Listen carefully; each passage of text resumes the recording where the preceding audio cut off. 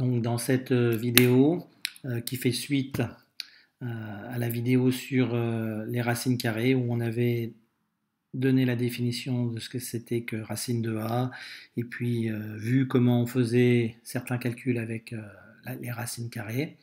Donc dans cette vidéo, on va s'intéresser plus particulièrement au statut du nombre racine carrée de 2. Alors, racine carrée de 2,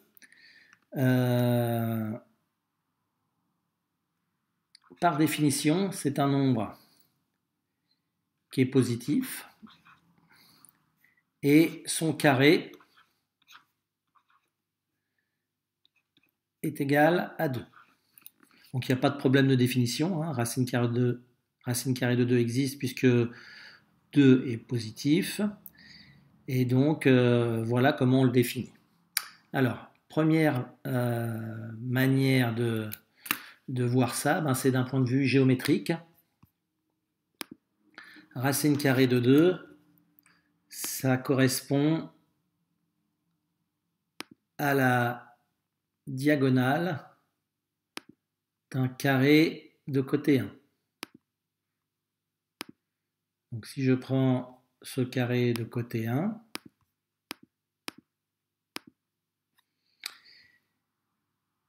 et que je m'intéresse à sa diagonale, c'est-à-dire par exemple sur la figure qui est devant vous, racine carrée, le segment BD, eh bien sa longueur vaut racine carrée de 2. Alors ça, c'est pas très difficile à démontrer.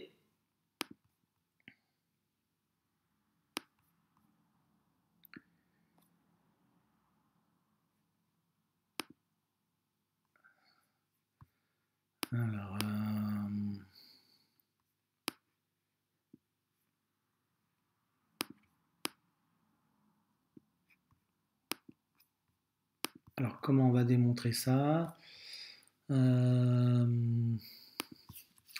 Bien, puisque A, B, C, D est un carré, alors on voit pas très bien, je vais essayer de choisir une couleur plus foncée.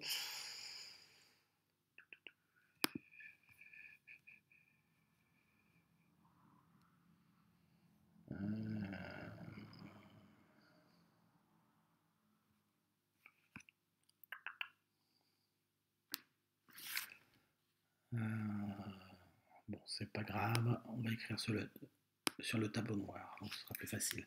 Donc ABCD, un carré.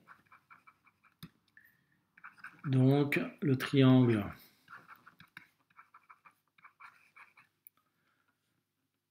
ABD et rectangle en A. On peut donc lui appliquer l'égalité de Pythagore, à savoir que AB au carré plus AD au carré est égal à BD au carré. AB et AD valent 1, puisque on a considéré un carré de côté 1. Ce qui fait que le carré de BD est égal à 2. Et comme BD est un nombre positif, on a bien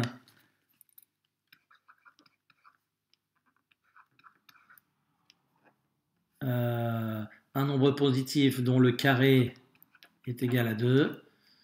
Ça veut bien dire que la longueur BD est égale à racine carrée de 2. Voilà, donc ça c'est la première chose à bien visualiser. On peut construire des segments de longueur racine carrée de 2. Alors, maintenant d'un point de vue algébrique, on va essayer d'encadrer racine de 2.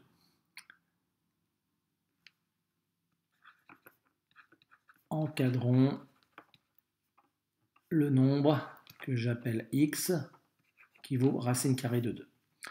Alors, je vais d'abord considérer les carrés des premiers entiers. Donc 0 au carré, ça fait 0. 1 au carré, ça fait 1. 2 au carré, ça fait 4.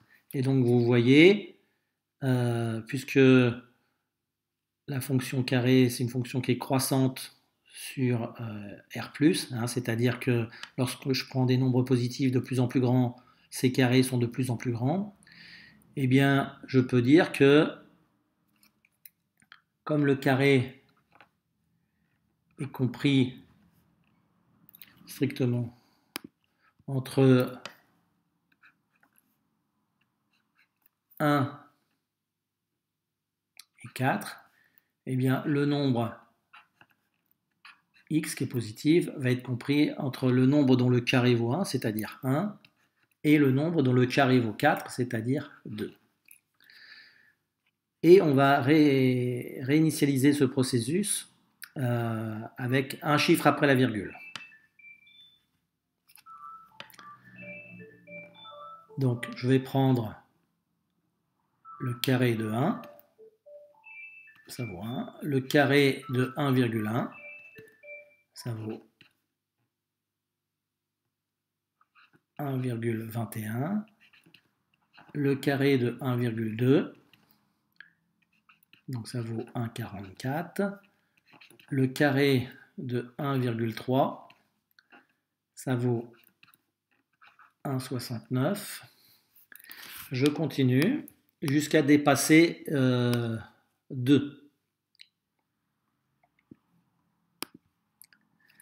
Donc 1,4 au carré,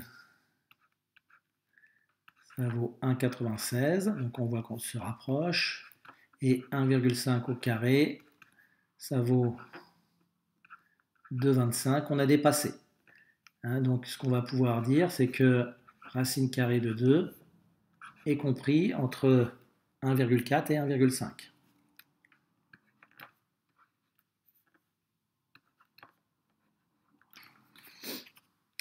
Et on continue, cette fois-ci, avec deux chiffres après la virgule. Donc 1,40 au carré, c'est 1,4 au carré, je l'ai déjà calculé, ça fait 1,96. 1,41 au carré,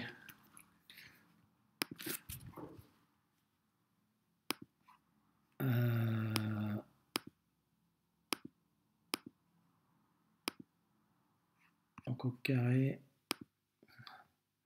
ça fait 1,9881, 1,9881, donc on n'a pas encore dépassé 2.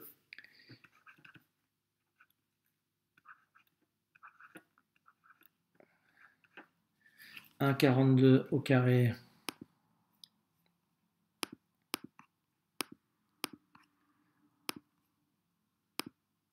ça fait 2,0164.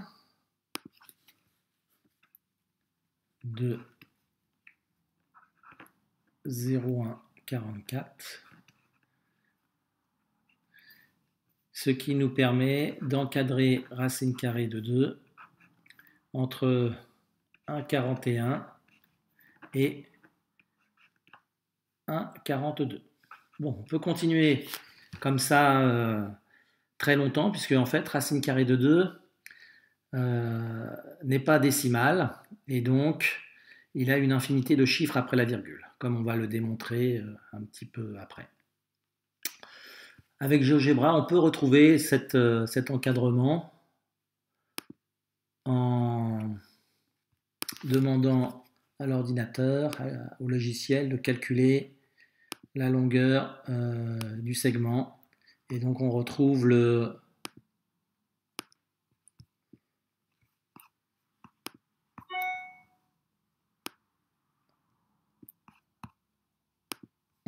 longueur 1,41 et quelques, donc qui est bien compris entre 1,41 et 1,42. Alors, on va passer à quelque chose d'un petit peu plus difficile. On va démontrer que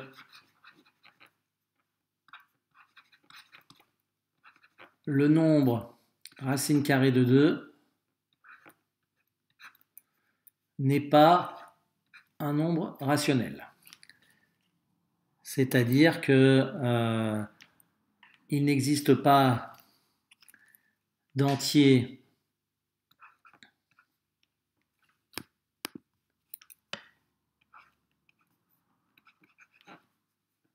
A et B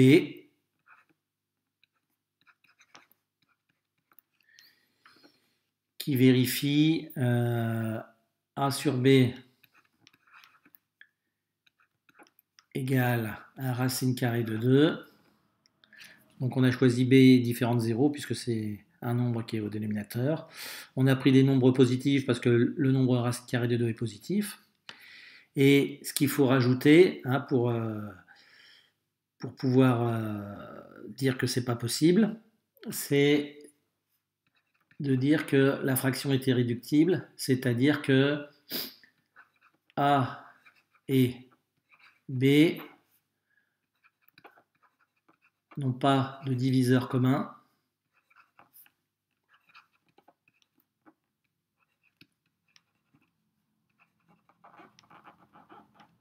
À part 1, excepté 1.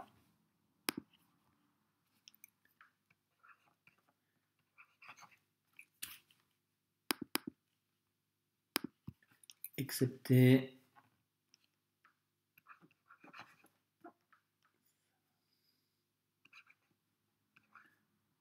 1 et moins 1, évidemment, si on prend les diviseurs négatifs. Alors, donc on va faire ce qu'on appelle une démonstration par l'absurde.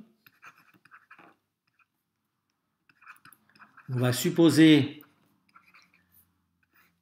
que cette égalité existe avec ces conditions-là, avec ces 3 conditions-là, et on va montrer qu'on aboutit à quelque chose d'impossible, c'est-à-dire une absurdité.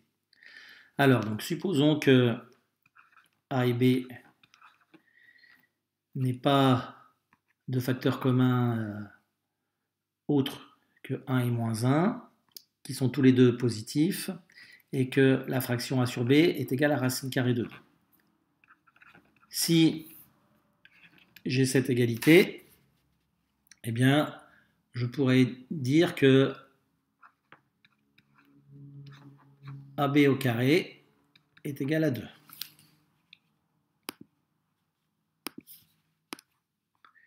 Et donc, que A au carré sur B au carré va être égal à 2, c'est-à-dire A au carré est égal à 2 fois B au carré. Alors, là, vous avez une égalité A carré égale 2 fois B carré, qui signifie que A carré est pair.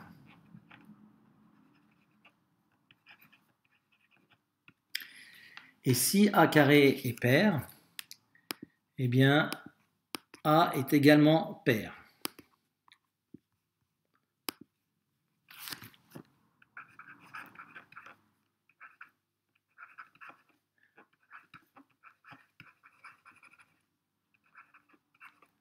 Alors ça, c'est pas évident.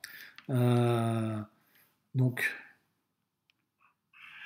je vais rappeler rapidement comment on peut le démontrer. Si A carré est pair,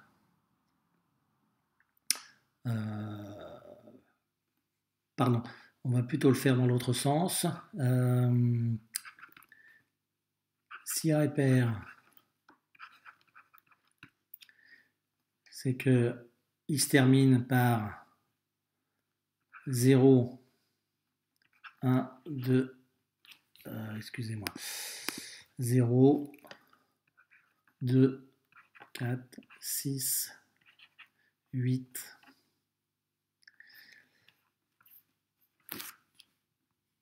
et si A est impair, il se termine par 1. Son chiffre des unités, c'est 1, 3, 5, 7 ou 9. À ce moment-là, quand j'élève au carré, un nombre qui se termine par 0 va aussi se terminer par 0. Son carré va se terminer par 0. Si un nombre se termine par 2, son carré va se terminer par 4. Si un nombre se termine par 4, son carré va se terminer par 6. Même chose pour le s'il se termine par 6. Et s'il se termine par 8, il se termine son carré par 4. 8 x 8, 64. 6 x 6, 36, etc. Et pour les nombres impairs, dont le chiffre se termine par 1, 3, 5, 7 ou 9, le carré va se terminer par 1, 9, 5, 7 x 7, 49, donc par 9, et 9 x 9, 81, va se terminer par 1. Donc vous voyez que si un nombre est pair, eh bien nécessairement, il ne peut pas avoir son chiffre des unités égal à un de ces 5 nombres. C'est nécessairement un de ces 5 nombres. Et à ce moment-là, le nombre de départ va être lui-même pair. Voilà comme on peut rappeler rapidement pourquoi, lorsque A carré est pair, A est pair. En s'intéressant au chiffre des unités des différents nombres pairs et impairs. Et en voyant qu'il n'y a que ceux dont le chiffre des unités est pair qui ont un carré pair. Alors je reviens à la démonstration. Donc j'ai démontré que A était pair. Donc si A est pair, c'est qu'il va s'écrire 2 fois quelque chose, donc je vais l'écrire 2 fois A'. Et je vais réinjecter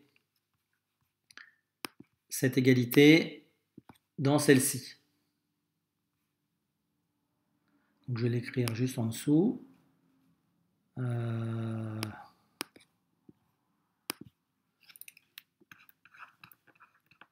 D'où donc A carré égale 2B carré, ça va s'écrire 2A' au carré égale à 2B carré, ce qui va donner 4A' au carré égale à 2B au carré, c'est-à-dire 2A' au carré égale à B au carré. Et de là, on déduit que B au carré est pair, et donc, en utilisant le même raisonnement, que B est pair. On a donc démontré que si A sur B est égal à racine carrée de 2, à ce moment-là, A et B étaient pairs. Eh bien, ça contredit l'énoncé, puisqu'on avait dit qu'il n'avait pas d'autres diviseurs communs à part 1 et moins 1, si je prends les négatifs. Et donc là, on vient de voir que puisqu'ils sont tous les deux pairs, ils vont avoir 2 comme diviseurs communs. Et donc on a abouti à une contradiction. Et donc on peut conclure que l'hypothèse de départ, à savoir racine carrée de 2 égale A sur B avec A et B qui étaient irréductibles, c'est-à-dire qu'ils n'ont pas d'autres diviseurs communs positifs autres que 1, eh bien c'est absurde.